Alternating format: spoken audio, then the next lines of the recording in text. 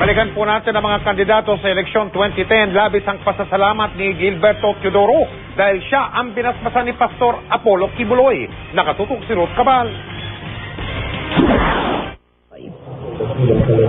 Tonight, let it be known unto all Filipinos that the Almighty Father has appointed a president for this nation. He is no other than Gilbert Teodoro.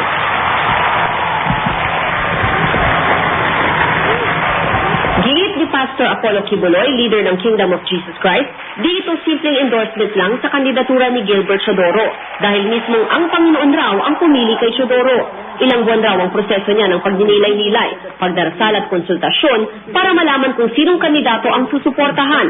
Nitong linggo ng tanghali, nakita raw niya ang imahe ni US President Barack Obama. All of a sudden, I saw a vision.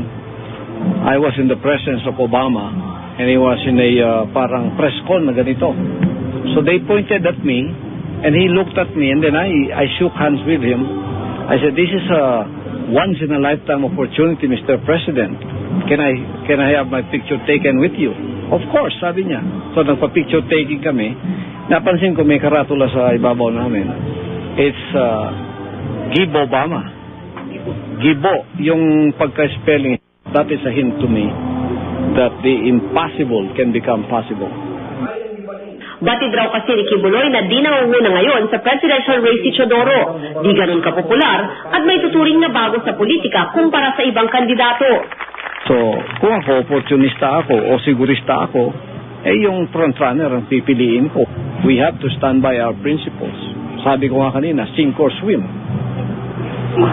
I will stand by because I know this is for the good of the nation. Emosyonal si Teodoro habang nagsasalita si Kibuloy. It's a humbling experience, and it's also a realization of a burden that it's people's lives that you're dealing with here. No, it's not a simple victory over a contest. 6 million people trusting you is no joke. Hindi lang kasi si Teodoro ang nanuyo noon para makuha ang suporta ni Kibuloy. Ayon sa Kingdom of Jesus Christ, aabot sa 6 na milyon ang kanilang mga miyembro. Bagamat hindi malinaw kung ilang dito ang mga botante. Pero karaniwan naman daw solid ang boto ng grupo sa kung sino ang inendoso ng kanilang leader.